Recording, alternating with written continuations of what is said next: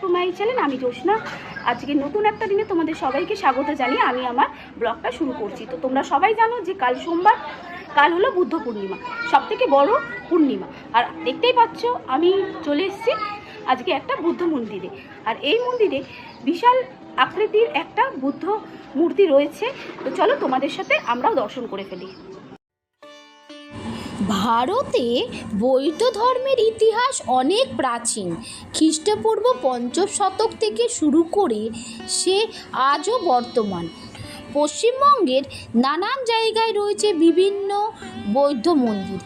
এর মধ্যে বৃহত্তম বৌদ্ধ মূর্তিটি রয়েছে হাওড়ার নিশ্চিন্ত থানার অন্তর্গত জয়পুরবিল অঞ্চলে। বৌদ্ধ ইন্টারন্যাশনাল ওয়েলফেয়ার মিশন থেকে এখানে একটি বৌদ্ধ মঠ প্রতিষ্ঠা করা হয়েছে। আর এই মন্দিরের ছাদে রয়েছে হার্ট ফাইবারের তৈরি প্রায় ৩৫ ফুট উঁচু সোনালি একটি বৌদ্ধ মূর্তি। এই মঠটি থেরাবাদা নামক প্রাচীন বৌদ্ধ শাখার একটি অংশ।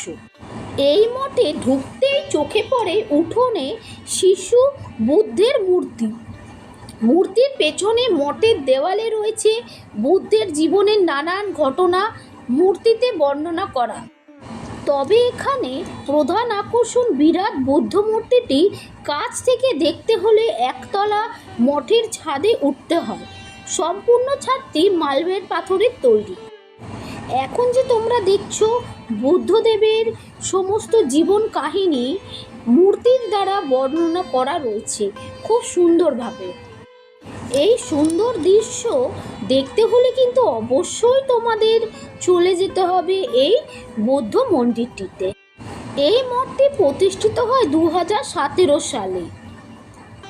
ঠিক জয়পুর বিলের পাশেই এই মঠ, তাই একদিকে ধান ক্ষেত ও আরেক দিকে বিল মঠটির সৌন্দর্য অনেক অংশ বাড়িয়ে তুলেছে। এই যে মূর্তিটা দেখছেন এই মূর্তিটা বৌদ্ধদেবের ছোটবেলার মূর্তি। এই মূর্তিটা আমার যে কি ভালো লেগেছে, মানে কল্পনার বাইরে। এত সুন্দর বৌদ্ধ মূর্তি আমি আগে কখনো দেখিনি। এই মঠটি প্রতিদিনই খোলা থাকে, তবে দুপুরের দিকটা বাদ দিয়ে গেলে ভালো হয়, কারণ ওনারা তখন বিশ্রাম নেন। জায়গাটি গুগল লোকেশন নিচে দেওয়া রইল। এই মঠটিতে বৌদ্ধ পূর্ণিমার দিন বিশেষ অনুষ্ঠানের ব্যবস্থা হয়ে থাকে। আর এই অনুষ্ঠানের দিন দূর দূর থেকে প্রচুর ভক্তদের সমাগম হয় এই মঠের সামনে। আর এখানে কিন্তু বৌদ্ধ পূর্ণিমার দিন বসিয়ে ভোগ খাওয়ানোর ব্যবস্থা রয়েছে, কিন্তু তার জন্য কোনো রকমের পয়সা দিতে হয় না।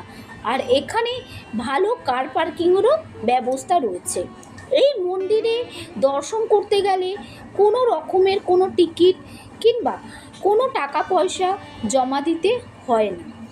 আর এখানে গাড়ি পার্কিংয়ের জন্যও কিন্তু কোনো রকমের টাকা পয়সা নেওয়া হয় না। তো বন্ধুরা, তোমরা ভিডিওটা দেখে তোমাদের মন্দিরটা কেমন লাগলো অবশ্যই কিন্তু কমেন্ট করে জানাতে ভুলো না। এত সুন্দর মন্দিরটা দেখে আশা করছি তোমাদের সকলেরই ভালো লাগবে, কারণ আমাদের কলকাতায় এত বড় বৌদ্ধ মূর্তি কিন্তু কোথাও নেই, শুধুমাত্র আছে এই মঠটি। তো বন্ধুরা, তোমাদের যদি মনে হয় যে কিছুক্ষণের জন্য কলকাতার কাছাকাছি কোনো জায়গায় গ্রাম্য পরিবেশে শান্ত নিরিবিলিতে কিছুটা সময় কাটাবে, তাহলে কিন্তু এই জায়গায় আসতে পারো।